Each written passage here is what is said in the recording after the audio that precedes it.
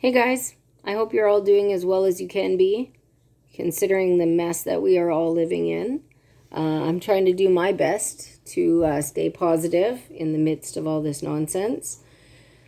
But I'm not here to talk about our crime minister or any of that stuff.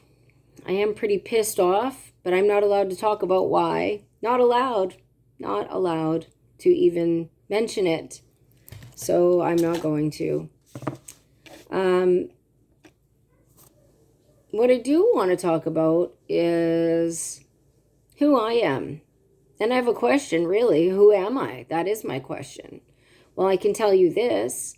I am Aaron Tuck's sister, his only sister, and his only immediate family member who is still alive.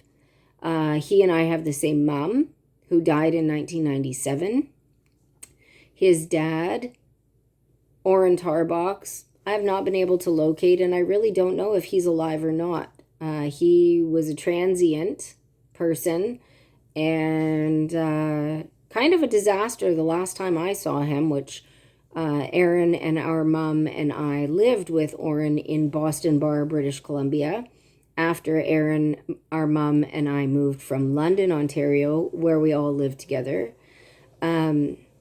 And then when Emily was about 4 and Aaron and Jolene and Emily lived in Calgary, Orrin showed up and stayed there for about a week and then was gone again, which is exactly his MO. I have been told, have never seen any proof, but have been told that Aaron was put up for adoption when he was a baby by our mom. I've never seen any adoption papers, so I don't know if this is true or not. So I don't have proof of that, but I do know that he grew up in a different house from myself. His dad, Bruce Tuck, used to always bring Aaron when I was a little kid to visit us at my grandparents' house. I've got photos of us when we were little and we had Christmas together and that sort of thing. And then when Bruce and Gloria separated, Gloria didn't want him to have anything to do with us. So I didn't see him again until I was 16. And I met him when I was 16 and he was 19. And that's not a secret, right? Aaron's friend came with him to one of my friend's houses where I met him. And when I met him, we were instantly close, immediately.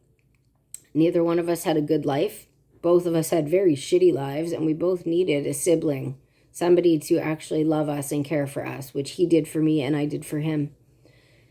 And I'm not saying Aaron was a saint, because if you knew him, you knew fucking well he wasn't, and neither am I. But he was my brother, and I love the shit out of him. And since this execution of 23 Nova Scotians has taken place, I have been trying, with the help of my very good friend, who at this point you should all know, Seamus, to find out what actually happened. And the people who are supposed to be investigating this and trying to help us find out what's going on here have been working overtime to make sure that we don't find out. A lot of the people who, a very few of the people who should be working as hard as we are to find out what happened actually are. And several people who should be working to help us are not. They don't phone, they don't message, they don't speak to me, they don't speak to Seamus. They're not looking into any of this stuff. They, will talk to other people, but they don't talk to us.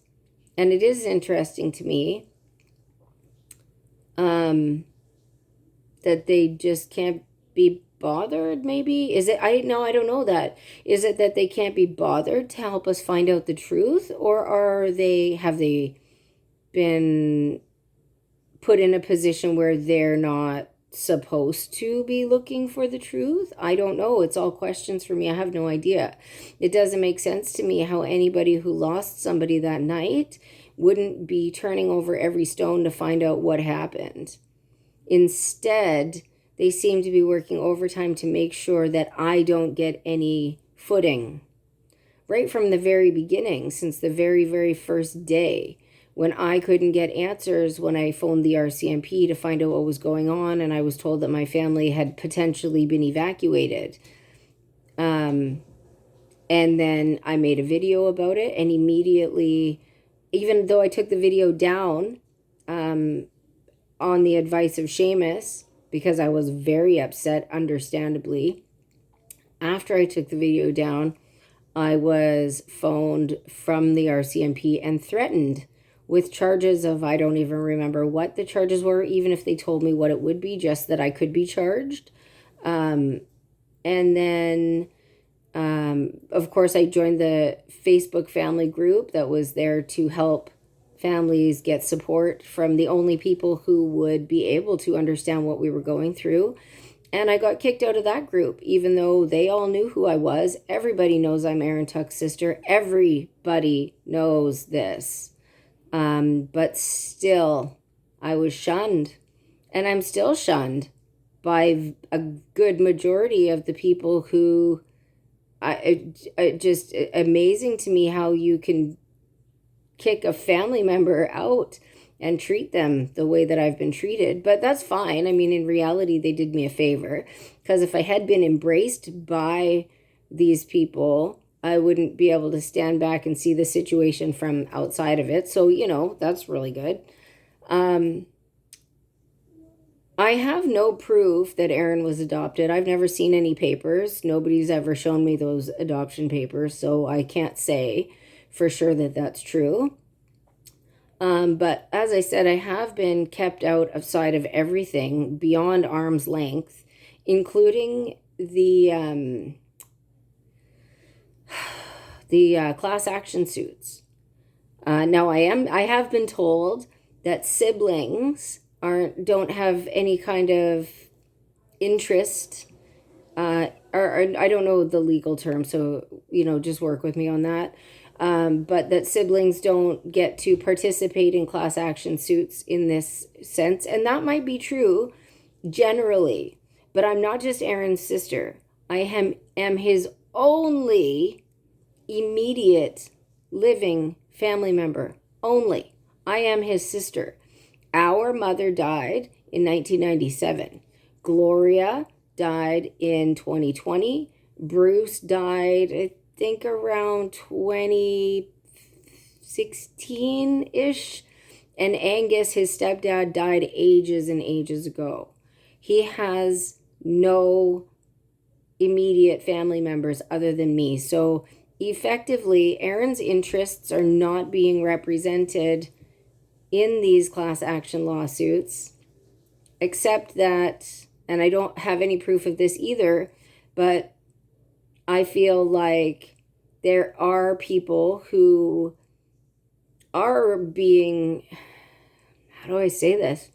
There are people who do seem to be representing Aaron's interests in this in these class action lawsuits, and these people have absolutely no business representing Aaron's interests in these lawsuits. Not even a little bit, but they're doing it anyway, from my understanding. So I guess my question is, who am I? Right? I'm just a little girl living in the woods, doing my thing, trying to grow some food. But I seem to be a really big stitch in people's sides. I seem to be a really big problem. Because if I wasn't a big problem, why am I kept so far out of the loop? I don't know. A lot of people talking to a lot of other people. Nobody's talking to me. It's interesting, right? It's interesting to me. I don't understand why people aren't looking for the truth, and why, as the person who's out front with my face out there, and clearly I'm looking for the truth, that I don't have like a convoy of people behind me supporting me in doing that. But I don't. And in a province like Nova Scotia, where everybody's all up in your business, no matter what it is that you think is your personal business, everybody talks. Nobody's talking. I don't understand how that happens. If you went skinny dipping on Saturday night by yourself, Monday morning everybody would know because everybody makes everything their business, whether it is or not. So the fact that there's nobody talking about this gigantic execution of 23 Nova Scotians, everybody knows. Anybody with any kind of sense can see that this was not perpetrated by one person on their own. There are at least, it's gotta be at least, I mean, just if you were imagining how many other people had to have a hand in this to make this all happen, I can't even guess. But there's absolutely no physical possible way that one person on their own did this. So just using common sense and logic tells you that there are other people involved in this. So how is it that we can't find out what's really the truth? And why is everybody working so hard to keep me down when I seem to be, and Seamus, like Seamus's channel is right fucked. He talks about this stuff, tries to get people on board, tries to get people to help, and people lie to him and ignore him and try to badmouth him, which they do to me as well. And I just don't understand how that happens. So I guess my question is, who am I? Who am I? What is it that you think that I know or that I have information on or that problems that I could cause that I would be left out of absolutely everything, considering that I lost my brother, my sister-in-law, not my sister-in-law, my brother's girlfriend, because they weren't married, and my niece, right? Emily was my fucking niece. I have pictures of her the day she was born. I have birthday cards that she made me from years ago that I kept.